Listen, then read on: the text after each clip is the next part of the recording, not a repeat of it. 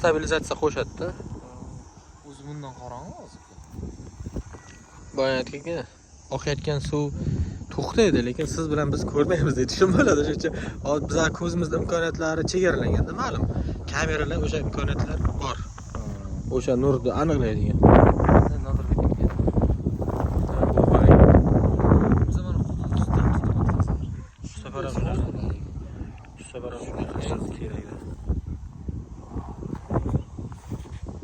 Dahshat degan shamolcha.